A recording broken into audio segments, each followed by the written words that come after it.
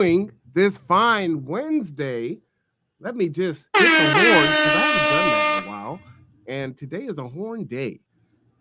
It is tipping points and puzzle pieces. You know what time it is. It is myself and the illustrious Mark Boatwright Frost, who is here on stage with us, not bringing him up from the back. He's already here, leading from the front. And that's how it goes. Can't wait to hear what we're going to talk about. Hopefully, we're going to recap Stone Soup because that was a wonderful event. But Mark, take it away. Well, actually, you're right. This is the after party. Oh, hey. And we're not laying around totally drunk and trying to recover from hangovers. Isn't that a great thing? Well, I mean, considering when it was, if you're still hungover, that's a hell of a party. Yeah, it was one hell of a party. Actually, it was a phenomenal night. It was a phenomenal night. And we were well attended on Sunday at the meet and greet with people who were asking questions and connecting. Um, but yeah, it was well, to be honest, it was a hell of a lot of work. As it came down to it, Chef Chris now outdid himself, and we were eating the beef broth or the beef soup for the next 2 days. Nice. Um, and it was phenomenal each day. As you know, soup gets better the longer it's around Hmm. because it gets blend. The messaging was good. The people who we recognized as community champions, the vast majority of them were there and had a lot of great things to say. Um, all good people. It was about the community, and the community showed up for it, and it was good. Matter of fact, I haven't even talked to you since the event was what happened, and didn't get your feedback about it as you filmed it. And I'm hoping you got some good shots because Oh, I did. nobody got any pictures that I know of, and I'd like to post Oh, them and really? get out there. So whatever you got, send my direction. Oh man, I've got some good stuff. I'm gonna do some editing. I do have a bunch of pictures. Maybe I can bring it up and show folks some of those pictures That would be uh, awesome. today. So they Uh, get the feeling of it. What did you think about it? yeah, well, one thing I'll say is, I'm actually a board member for the library, Hmm. and the Stone Soup was in the executive director's minutes out to the entire library staff, and just acknowledging and just talking about what it was great to be recognized and what a great event. So that was good to see. Yep. For me, I really enjoyed it. I did not know the Stone Soup story prior to you telling me the story. It's really cool to see ideas come to fruition. It's like, hey, we should do Stone Soup. Well, what's Stone Soup? Well, let me tell you, and let me tell you why this is important. It would be really cool. And so to watch it be this seedling and to watch it grow and all the fits and starts, right? It's like, oh, it's not gonna bloom and or it's not gonna come up through the ground. It finally does, and then it kind of slows down. All the drama you went Mhm. through behind the scenes. And if anyone has put on a big event, it's never gonna be the way that you intend for it to go. You want everything to be perfect, but it always turns out great. And so I could see, your anxiety and stress levels, but I can't see how it could have turned out better. Aside from some of the awardees, not being able to show up on the night for whatever their reasons were. Man, it was a lot of fun. Just a lot of community. I met a lot of people I didn't know. Mhm. Got to hang out with some people that I did know. I love the idea of you really expressing that this isn't going to be a space where we're going to talk about politics or local issues or religion or any of those things. And so because of that, it allowed everyone to kind of come into a space and just enjoy themselves and have a good time. You were very conscious of people's dietary needs as you have a very sensitive palate yourself. So having Mhm. the vegetarian option and the meat option was fantastic. Man, it smelled wonderful because I'm in there setting up early. So if you got a whiff, and shout out, let me give a applause to Chef. He did his thing. He really put his foot in it. No, he did not. He did not put his foot in the soup. Okay. And that's where all the flavor was, right? But another cook that was there mentioned, just how much richer the soup was because of using the bone broth and not just the regular kitchen broth, right? Shout out to Minders. Mhm. They give us a significant discount on the beef bones for the soup.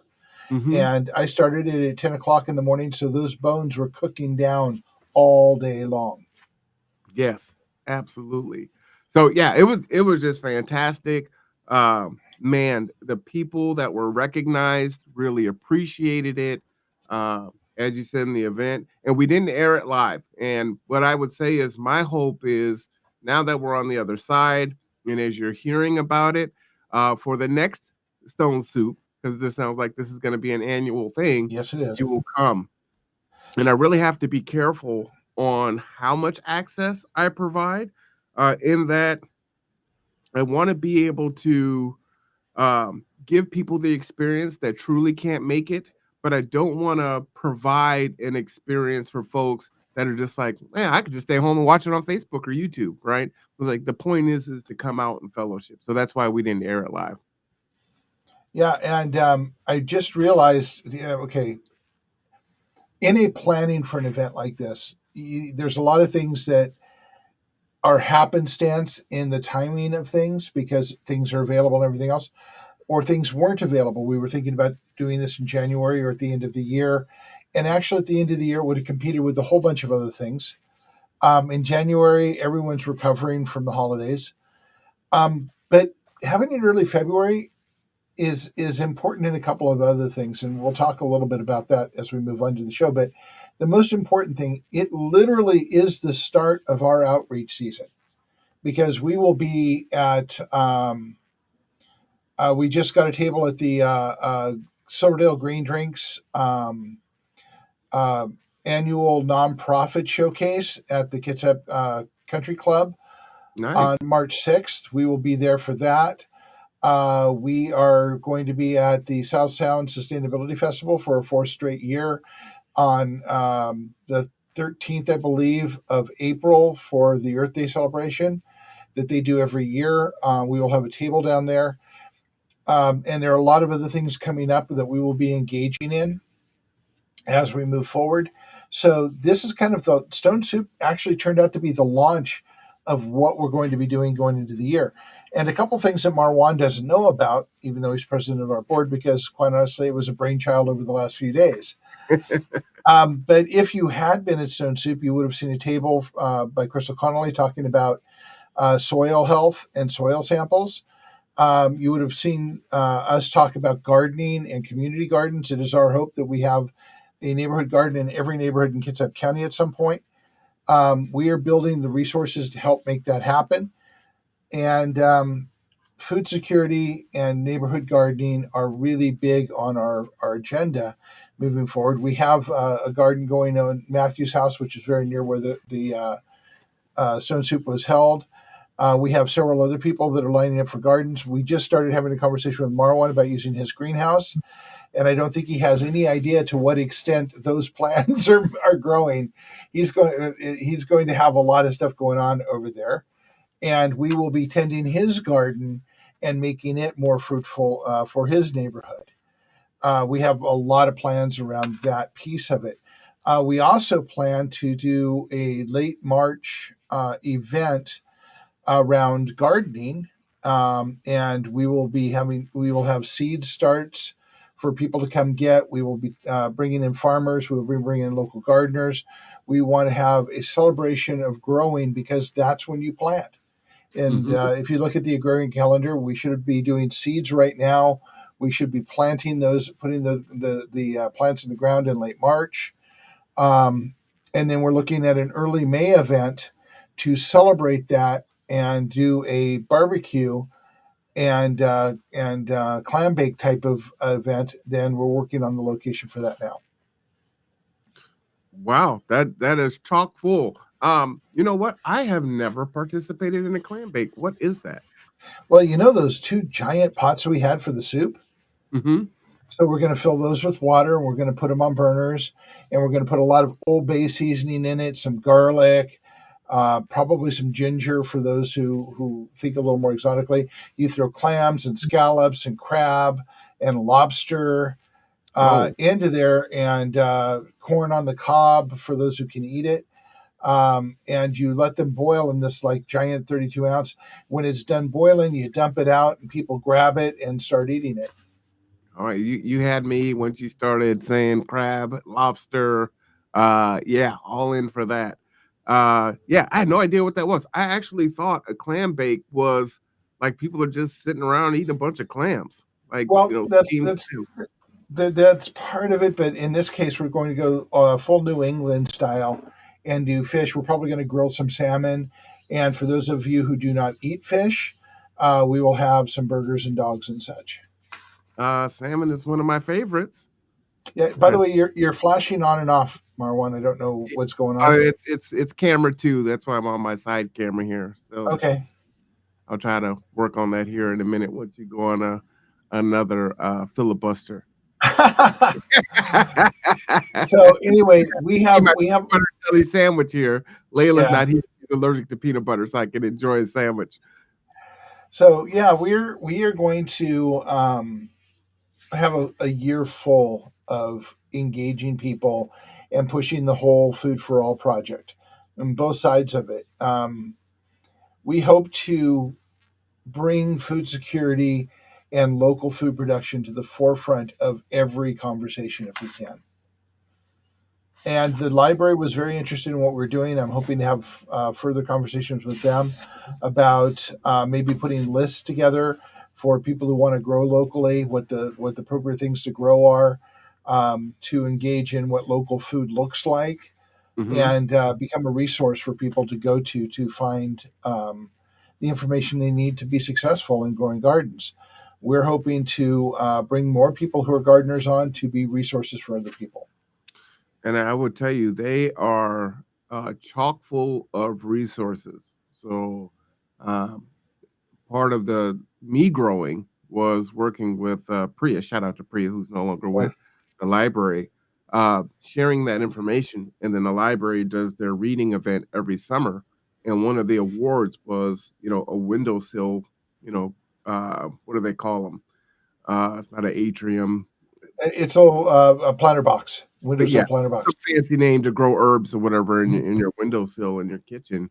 And it's like, okay, you know what? Yeah, you've got to get into this. You got to do it. You have no excuses, right? You're being hit from all different ways. The library, Roseco, and so I started my kale this year. Some of the stalks are still looking pretty good. I mean, most of them died because of the ice in the winter, and I just didn't take care of them. But I didn't lose the whole crop, and so I can't wait to hear what you have planned for the greenhouse and Well, look we will be helping you take care of it. Oh, I love it. Expanding it. Well, and the thing is I am tremendously busy. I did transplant the kale from the backyard to the front yard. Because it just wasn't going well, out of sight, out of mind. So literally, I come out of my front door. That increased the likelihood that it was going to get watered and whatnot. So, yeah, no, I'm excited. I can't wait to hear what the plans are.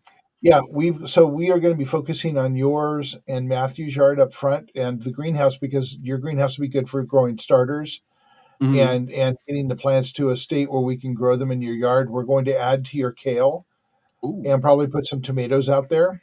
ooh, I love kale, and Layla loves tomatoes. So yeah, and so you can go like take a tomato off your plant and slice it up for a hamburger. A hamburger, a salad, put a little salt Yep, on it, just eat it. yep, salt and a little pepper. Yeah. A little pepper, okay. So yeah, we plan to give Marwan a green thumb if we have to grab it and paint it. Um, You might have to do that. Might be the only way. So, and Matthew's yard is going to go. We're in discussions with Matthew about the seeds he's planting. Terry's working with him. Terry's really going to start driving this.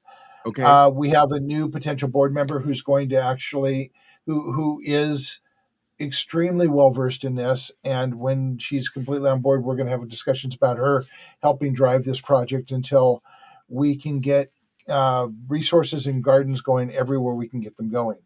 Now, why would we be doing this? Why is this important? Well, gardens make you feel good. They're pretty. They give flowers, all of those things. But let's be real. There are more reasons. We never do anything with just feel good reasons. It's feeling Really? good. Feeling good is just the plus. But have anybody watched the food prices go up? I was watching a news cast this morning. They were saying eggs have tripled, Yep. 17% inflation. Yeah, and a lot of them aren't available. I mean, the Wilcox eggs we get at Costco from local egg raisers Hmm. are not. They just are empty. The slot's gone. We had to buy the ones we don't like as much because they aren't as fresh and they aren't as good tasting. So once our Wilcox are gone, we're going to have to wait until things normalize again so that they can come back. Um, I might it, know it, someone who has some chickens that might be able to hook you up. well, that is a good thing too, and we should all be looking at things in a more macro way. One of the reasons we need to talk about this is that okay, you can go out and buy seeds. Let's talk about a dirty little secret that goes along with buying seeds, as Marwan's eating his peanut butter. A lot of companies that sell you seeds, the seeds that you're getting will grow one plant, but the fruit from the plant will not provide seeds that will grow another plant. Okay. So you cannot reuse the seeds. Also, a lot of plants are genetically modified. That's one genetic modification, and several others genetic modifications happen to make them prettier, but frequently less nutritious and less flavorful. So we want to focus on heirloom. We want to focus on diversity. We want to focus on getting people used to really good tasting fruit that make fruit being tomatoes and everything that's a fruit of a plant, and having them feel better because it is nutritious and it is filling them, and they don't have cravings for things because they aren't getting what they actually need. That's a part of it. But we want to capture seeds and expand what the Port Orchard Library is already doing, which is to say they have a seed exchange. You can go to the library and get seeds for your garden. There's Really? on Facebook, you have groups that do seed exchanges. You can reach out to them saying, "Hey, I need some tomato seeds. Do you have any?" And they'll give you the information and get you the seeds. We Wow. need to do that on a countywide level so we can get healthy seeds and create security by having seeds to continue to grow plants without depending on the corporate machine and whatever they throw at it. And I'll admit, I am probably way more paranoid about corporate products than I need to be. But when it comes to my family's health, I'm really touchy about things that have been genetically modified in ways to better supposedly strengthen them, while it is actually weakening the diversity of our agriculture system. Let me ask you a question, Mark. I know Let me we've give you got an the answer. big, we have the super seed vault in Antarctica. Yeah, Do we have like county seed vaults? no. Well, maybe some counties do, but not here. Wow. I mean, it sounds like that's actually a thing. It It would seems be a like that would thing. be a good idea, right? It would be for sustainability. I mean, if we get cut off for any reason, Cascadia Rising, we won't have food coming in. It'd be really good if we could grow our own food here, which is one of the reasons we want to have gardens here. But the real reason, and I'll get back to that point, the real reason that I'd love to have gardens here is that the process of growing a garden in your neighborhood brings people together and helps them learn how to work together. And Mhm. it shows that there can be a beneficial win from working with your neighbors. So as you learn to work with your neighbors and the people, and let's be honest, a bunch of your neighbors are going to go, yeah, I'm not really interested in that. But as they start getting, as you give them fruit and vegetables for their table, they start realizing that there's a benefit to this that they didn't see because we're being told that everybody tries to take from everybody else and there's no benefits. So we want people to work together. We want people to see the mutual benefits. We want people to experience the benefit of real food and the benefit of working with your neighbors. I also think there's getting back to bartering and exchange, I think is important also, right? Absolutely. I'm trying to grow, but let's say I didn't, but I had mechanical skills. So hey, yeah, I'll take some of these fruits and vegetables and I'll do an oil And, change or I'll fix your weed eater that fell apart after 1 year of ownership, like so absolutely. many of mine have. Yeah, yeah, absolutely.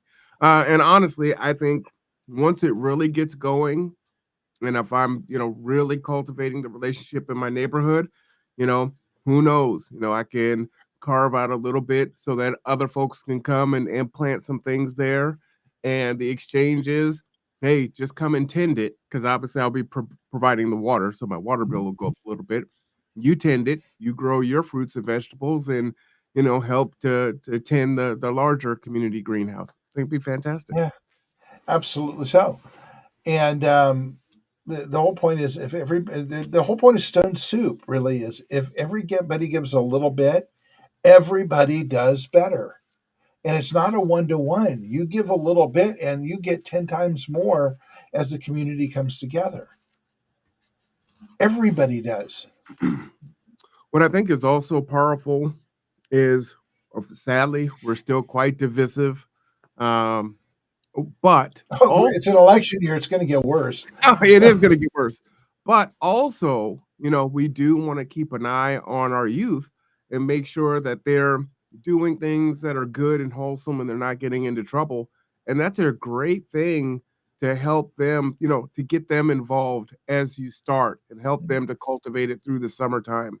Um, because it is a lot of fun and kids love it, right? I mean, little kids love it, kids of all ages. So if you get that buy-in and get them, it's like get outside and touch some grass, right? Get off the video game sticks, get off of Instagram, come out, help tend the garden, grow some of the things that you like to eat. These growing youth that eat like grown adults, you're gonna help. Yep. you know. And to be honest, I mean, I'd like to go back to a time where youth do not suspect anything when they pick a vegetable off of a bush. Mm. Back in the day when I was growing up, I mean, we had orchards around us, and I'd go grab an apple and eat it as I was going for a hike in the hills. And not that I was stealing apples. The farmer knew that the kids would come by and grab apples. He had no real problem with it. But when I was in Hawaii, one of my favorite memories of living in Hawaii for a year. And when I say living in Hawaii, I was couch surfing with locals for a year because a friend of mine was half Hawaiian, half Irish, and we went to Hawaii together. And it just ended up happening that we would be staying with relatives in Oahu and on Maui and hanging out. But one of my favorite memories is walking down the Seven Sacred Pools where they have guava trees that grow over the pools and grabbing a guava and eating a fresh guava on the way down the hiking trail. It was amazing. And I have never forgotten the flavor of that. Just phenomenal. So I grew up in the city, and we may have tried to eat some of the apples. I mean, they're really small, Oh, but crap. Hopefully not crab apples. blackberries was our thing. Yeah. We would go out and get blackberries and just play outside and come back. Our hands are all stained, and it was great. Yeah. So yeah, I grew up in San Bernardino, California, and back when there were orchards all over the place, and you can go hiking um, for miles and miles and miles. So it was a lot of high desert, but it was a great place to grow up, except for the smog, because I lived there before the Clean Air Act, and it was pretty nasty up against the mountain sometimes. But we need to generate those memories again of neighborhoods where kids are safe, where you don't have to worry about predators, where you don't where they can eat food from a garden that's being grown by everybody there, Mm. where everybody keeps an eye on everybody else and make sure they're okay. Now, everybody and we all have been trained to fear that idea, because oh my God, cities. I mean, look around you, really. Um, Neighbors, oh my God, yeah, but people are people, and when you build relationships, you build links with them, and you create safety nets around you of people who will know if you've gotten sick and they haven't seen you for a few days, they'll go check on you. And if they see your kid talking to somebody down the street that's looking a little shady, they will say something to your kid or get in touch with you or make sure that things are safer. And in this way, we make everything safer. Well, and I will give you, even in growing up in Seattle, that's how it was on our block. We had the most kids. 'Cause, my dad adopted a bunch of children. We had a basketball hoop, so all the kids would come to our house and play. Um, but my dad had a rule, right? You can't go to a friend's house unless he knows the parents, which I think is great. And parents, I encourage you to get back to that. Like Mhm. Layla has just experienced her first sleepover and she's 12, right? Um, just because you want to make sure that people's parenting styles are similar and they're not going to be exposed to some things that you're not comfortable with, and that your child is going to be safe in someone else's care. But we could play up and down the street, and we were protected. Some people, and this was I'm old now, so we believe in corporal punishment. But some of my neighbors could tap that booty if need be, if you were acting out. And it kept us safe, right? I grew up at a time when my third grade principal was really good friends with my father, and I got the paddle, and it was an old black lady, Aura Franklin, and this paddle had holes in it, and it whistled when she swung it. And for an old lady, man, she could she put her back into it, but it just, it It left an we knew that impression. we were safe and we were looked out for. And I was a great student growing up, so, like dad was there when dad wasn't there. Yep, everybody watched. And I grew up in a neighborhood. Okay, this is going to be a bad example, but kind of bear with me on it. Okay, My dad would send me down when I was like 7, I guess, 6 or 7. My dad would send me down to the corner store to pick up milk and cigarettes and bring them back. okay.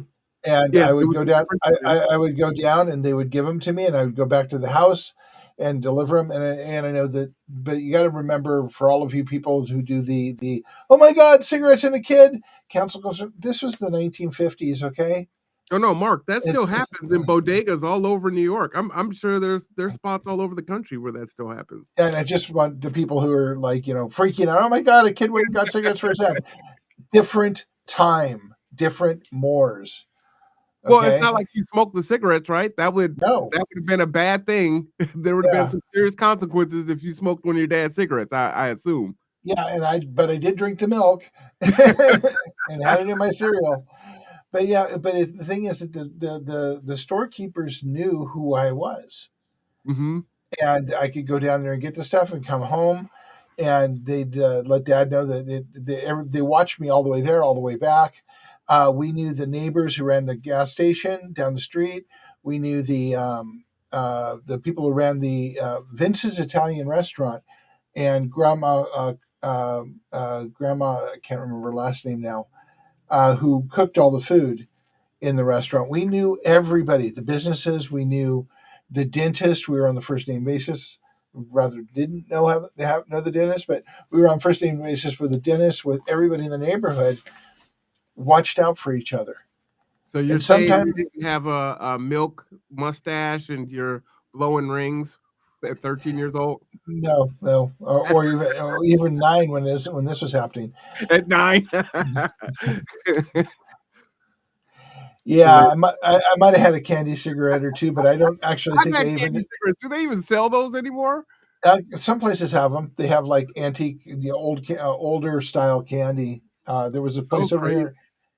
There's a place over here. It's not there anymore, but it was over where Papa Murphy's was in the kind of Goodwill complex off to Hmm. the side that specialized in old candies, older style candies like the Boston baked bean candies Oh, one of and my faves. those licorice pipes and candy cigarettes and the blackjack gum and all of those things. They had all the old style candies. The only thing that seems to have disappeared over the years that they've morphed into something other, and we're going to talk about candy for a moment, I guess, is what I grew up loving. Is my favorite candy of all time is red vines. The red What? vines, the red vines they sell today are garbage compared to what they were like in the 60s and 70s. I wasn't And it, alive in the 60s, 70s, so I don't know, but red vines are my favorite. So, yeah, they're okay today, but what I used to get back in the day, what I used to get when I was growing up was a far different thing than what it is today. First of all of the ones today are corn syrup based, mm. and they were not that way back in the 60s and 70s. They So, do have some natural sugar ones that they were selling for a while. I don't see them very often, yeah, so or it, probably it, I don't think I see them anymore at all. Just the regular ones and sugar free. yeah, and it's like they don't really exist anymore. I mean, I'd like to get back. Okay, I'm going to have to divert here for just a moment and make a clear statement. Not everything in the past is better than it is today, but a lot of things were. Let's go down memory lane. Ooh, um, neighborhoods and neighbors were way better. Um, I never really thought about anybody being in my business, and dad, mom never did either. But we had people in our business. They were neighbors. They hung out with us. We barbecued with them. We knew what each other did. We built relationships, and we had a level of security in our neighborhood because of it. We don't do that anymore. And there's lots of reasons for it. If you come to one of the workshops, I'll probably talk about the steps that happen to make that occur. Um, and on all things, I think we can agree that quality has not improved over the years. Quality has decreased over the years, along with planned obsolescence. And I kind of jokingly told Marwan that, for my weed eater that I spent $149 on, that lasted one season, and then the next year the fuel lines had rotted through. Oh wow. So, and this is like I had a series of weed eaters I would buy, and I go to the small engine repair people, and they go, "Oh, it's not worth doing. Just go buy a new one." Hmm. I was talking to somebody yesterday morning, and he said the local farmer where he is had a rototiller that wasn't working. He was going to go buy a new one, so he gave it to this guy, and the guy fixed it overnight, and suddenly had a rototiller working. But planned obsolescence means that what you're buying isn't going to last very long, and we can take that down a line, but we will do that another time about where replacing something constantly that isn't working because it's designed to fail Hmm. takes resources and creates waste. I want you to just keep that in mind, and we will go back and hammer on that in another episode. Yeah, it's very frustrating. One, but two, we get socialized into it, right? And again, it's we the people. We have so much power, but we lean into it, and then we need the new iPhone every year or the new Samsung, and we just go. It's so Or the bizarre. new car every 3 years. Oh, And my now car they're is not. Yeah, they're not even lasting that long anymore. Um, my car is old, old. yeah, yeah. So the one of the things that going back to gardening and bringing people together and kind of talking about the stone soup, and I'll touch on the other pieces of it in a bit, but food has lost 50%. That's 50% of its nutritional value over the last 70 years. So the apple you got in the 1960s and 50s, 60s, and 70s is not the same apple as you have today. The apple you have today has less flavor. It has been modified to last on the shelf longer. It has been chemically altered in all kinds of ways to keep it, safe from pests and everything else. and it has less nutritional value by 50% or more than it did 70 years ago. So let me ask you, because you can go into Trader Joe's and you can go into really any grocery store Mhm. and you'll see, oh, organic, and some of that's even a lie. Um, for the products that are being earnest in their claims, are you getting that back, or is that pretty much across the board? And then my second question is, can we reverse that at all? Or are we too far gone? No, we can reverse that by doing what I mean. That's why Crystal is pushing soil health so heavily, is Mhm. because you have to reestablish health in the soil. You need to move away from the chemical invasiveness of growing process. You need to, uh, you know, one of the reasons that food is becoming more scarce is that it's harder and harder to grow. The reason we don't have as much selection is it's harder and harder to grow because we are chemically altering the soil and force feeding the soil for one product growing in cycles in which it was never designed to do. That's not how the earth works. It's not how nature works. It's not how anything works. And if you don't think that food is natural, you're living on the wrong planet.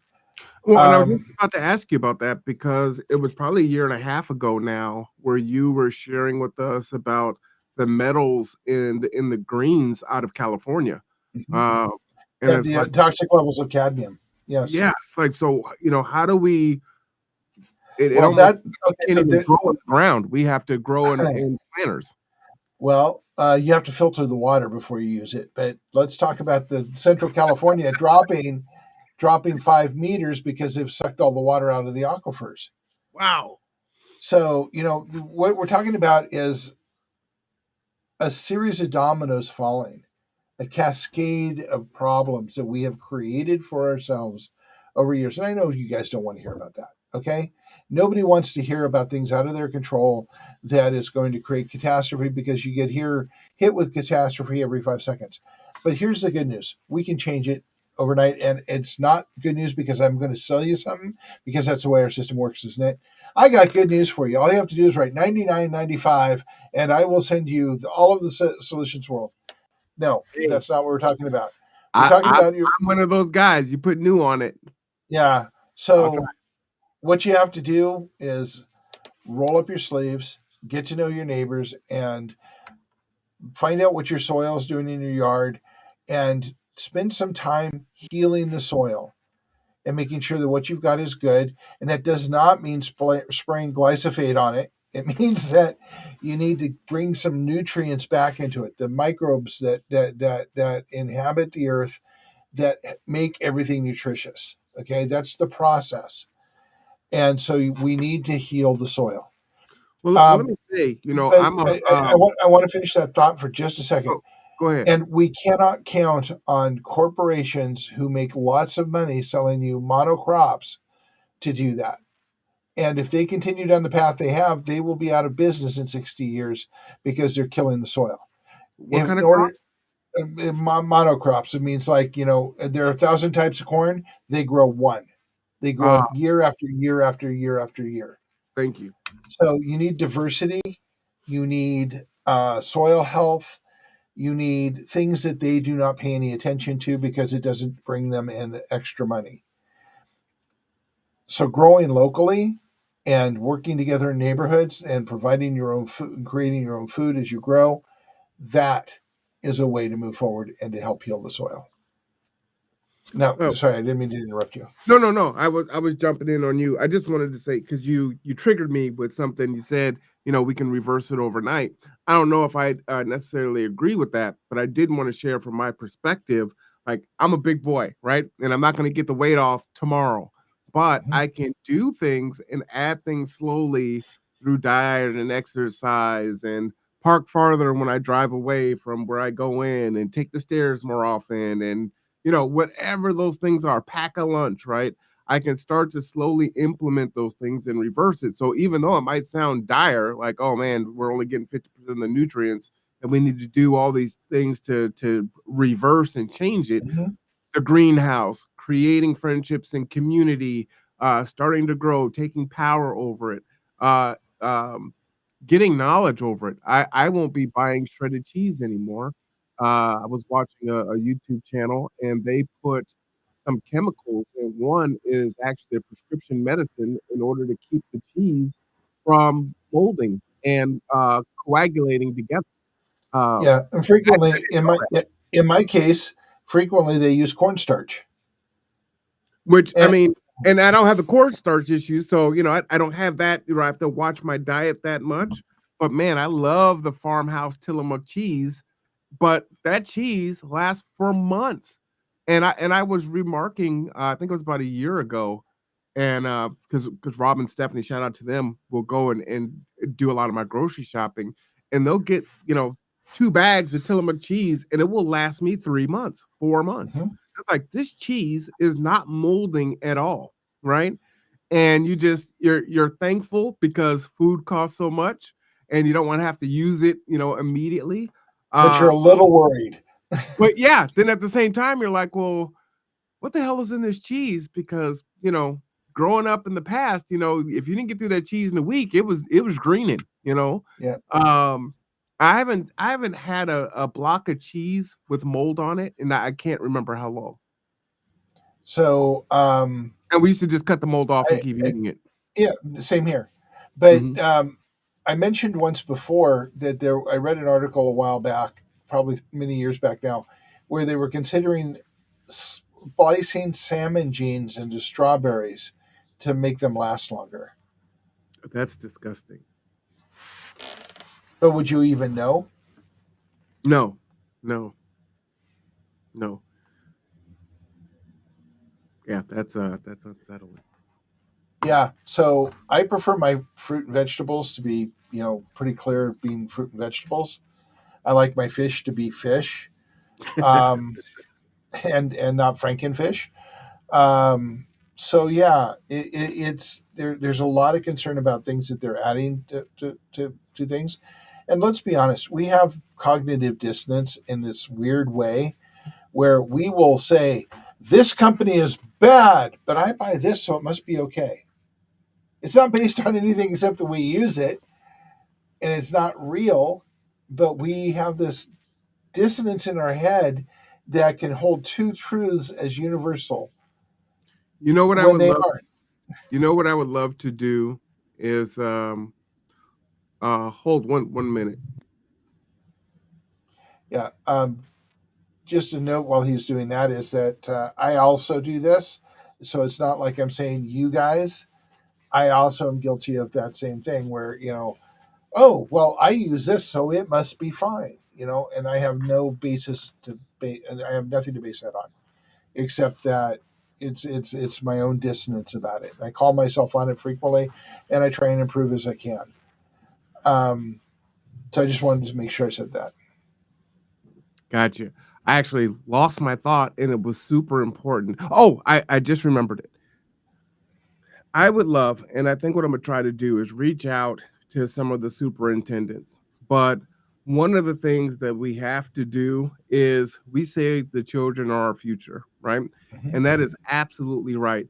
So I think we have to start back at schools.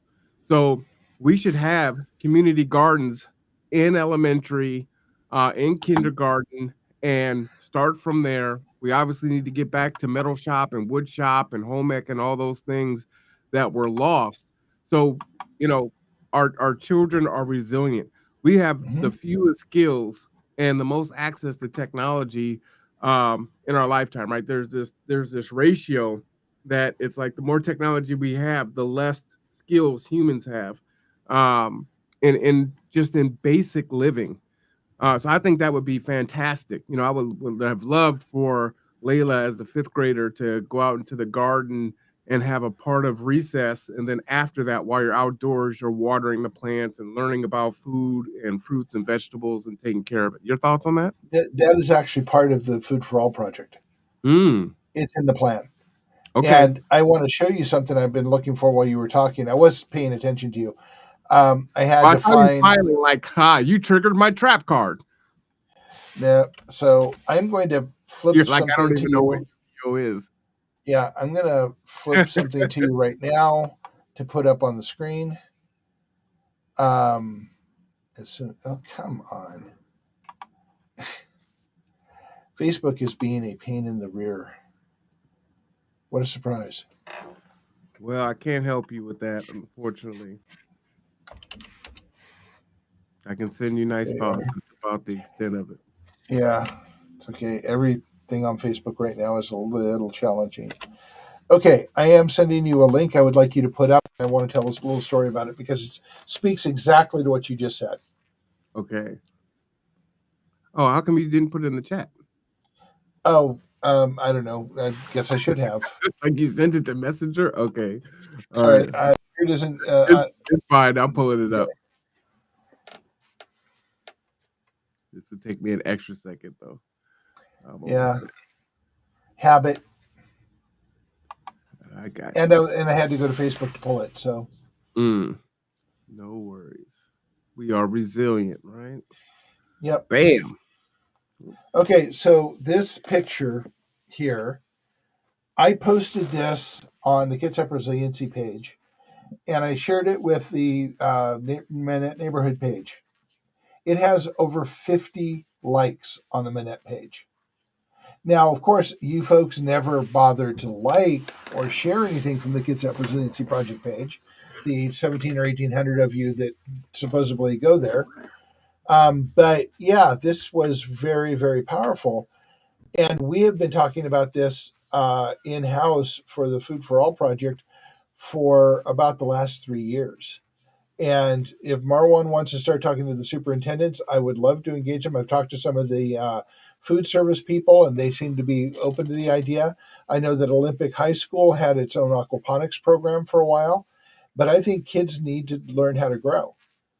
And I think as we move forward, it's very important that we provide healthy, nutritious, organic food to the school systems. And if they're growing it in their own schools, then it reduces the costs that they're spending to buy things that are substandard. Well, and I say substandard because we have all had that school cafeteria experience. So I used to like turkey tetrazzini growing up, but my daughter absolutely abhors school lunch. So much so she will go the whole day and not eat. And she plays in multiple sports, and we're having to get on her and tell her you have to eat, Layla.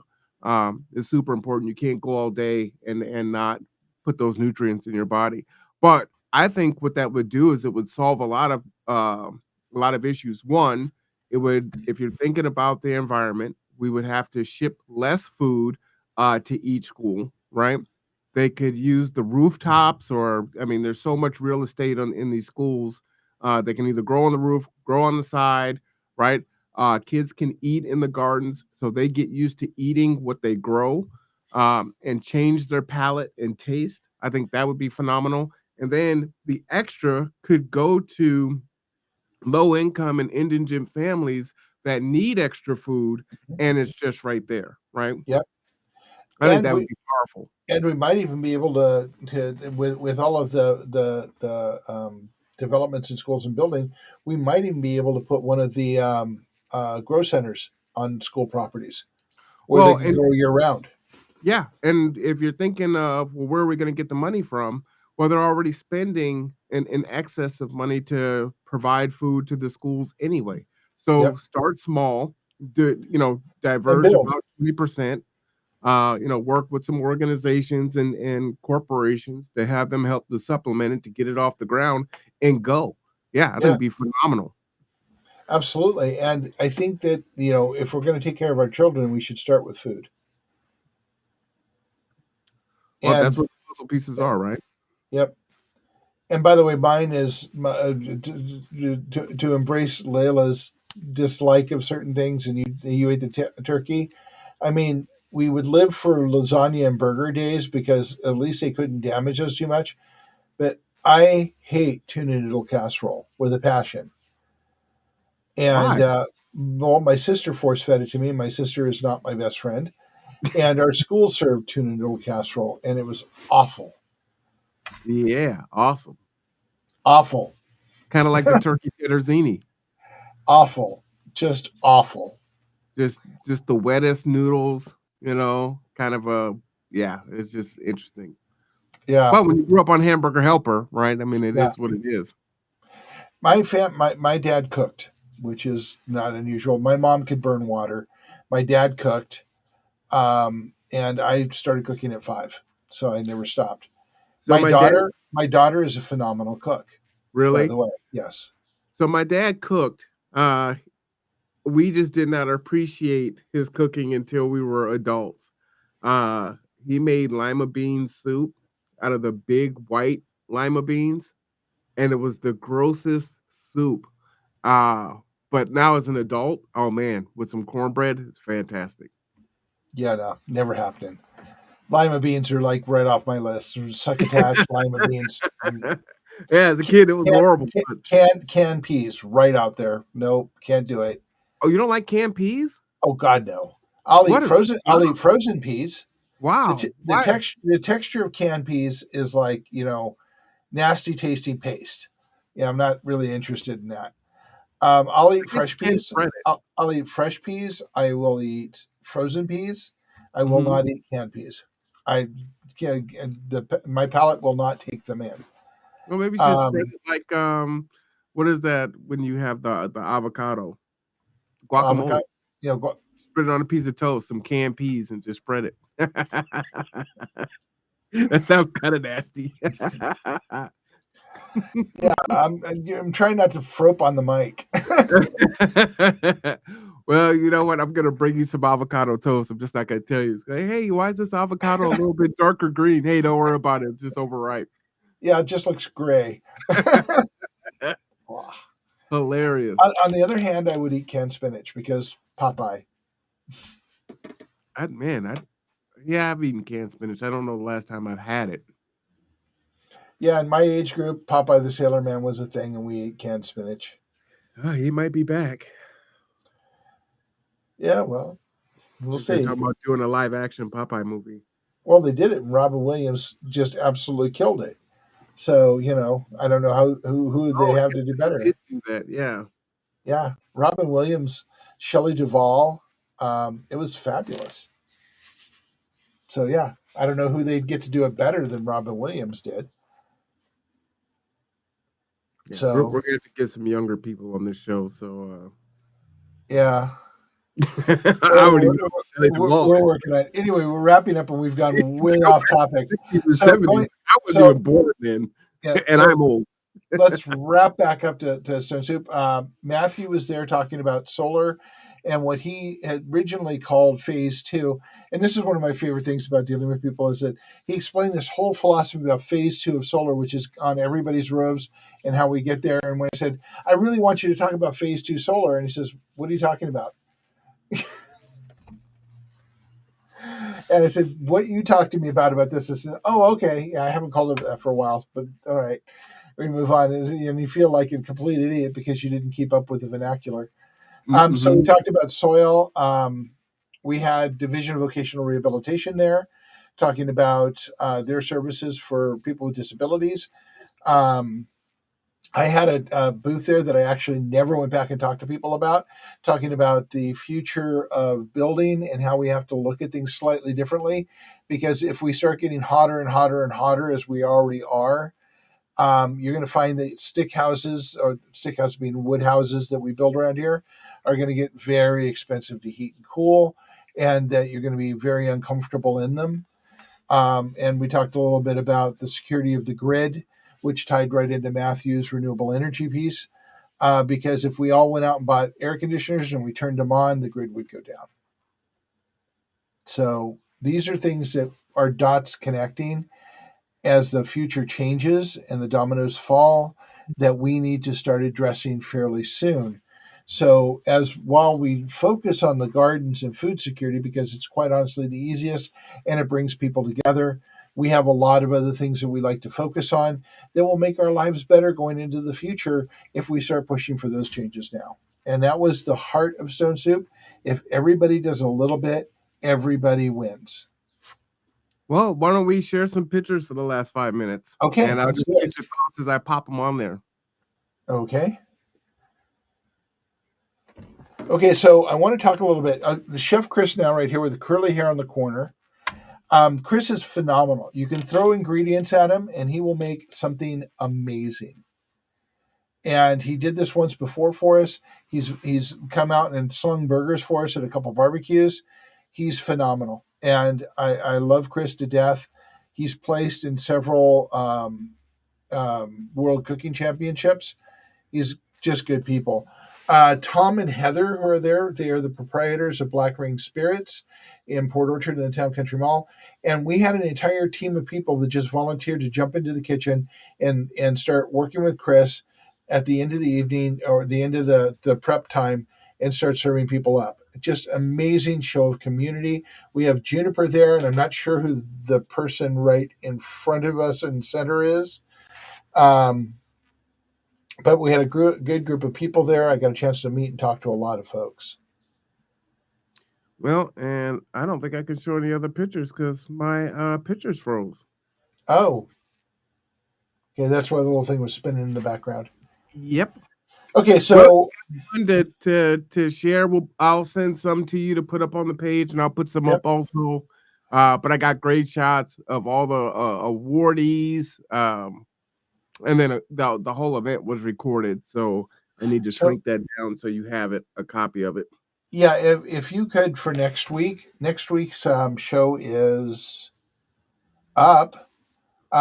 We were going to be talking about, I can't remember what we're talking about right now, but why don't we spend 15 minutes of next week's show with a 15-minute video clip of the event? I will endeavor to try to make that happen. I can't give you an absolute promise on that, but I will try. Okay. So just some things of people moving around, maybe a little bit of the people getting awards and such. Yes. Okay. Yeah, my hope was to have that ready for today, and I just wasn't able to do it. Well, maybe another week out we'll be able to do that. The only picture I have of the event is somebody taking a picture of me eating. Oh, you know what? I have. I'll give a secret. I've got a picture of Mark dancing. Uh-oh. You're wondering when that was. Yeah. It's a great one. Oh God. Okay. I have just broken a sweat and living. I'm prepared what I'm going to see. Nobody wants to see a 66-year-old man dancing. Oh no, it was great. It was great. I think it was just what you needed too. Huh? It was just what you needed too. You don't remember when you were dancing, do you? Yeah, I think I was dancing at one point when I was moving tables, but I'm not sure. Yeah, but I wasn't there when you were moving tables. Oh, okay. Yeah, I don't know. Grab it. I don't know exactly when I was dancing, but good. Then it will be a surprise for you. Yeah, it will be. It will be a surprise for me. I can see you look really excited right now. Like, oh, well, you know what they say: dance like nobody's watching. All right. Well, you pretty much did. So yeah, this would be fantastic. So look forward to that. I'll make sure that makes it into the montage. Okay, cool. So yeah, next week we will look at that a little bit, and we will be talking about whatever we're talking about. But I actually have the next two settled in to 105, and they are up to just ready to go. And I have an idea of 5 to 10 on what that's going to be about. All right, I like it. I believe the next one is Food for All Phase 1. Yep. Okay, that's the gardening piece, and we will be talking more about the gardening piece and where we're going with that. So we will expand on some of what we touched on today. Yep, and after that is planting seeds. Yep, and planting seeds is not necessarily about gardens. No, I know you like to have a play on words a lot. I wanted to tell you about the newest addition to the Kitsap Resiliency Project page. Oh, hey. And it's partly inspired by you and Tipping Points and Puzzle Pieces. I have decided that every Wednesday morning I will post a word on the Kitsap Resiliency Project page and hope that people will say how that word has affected them in their life, or the meaning of that word has affected them in life, possibly tell stories, or say what the word means to you.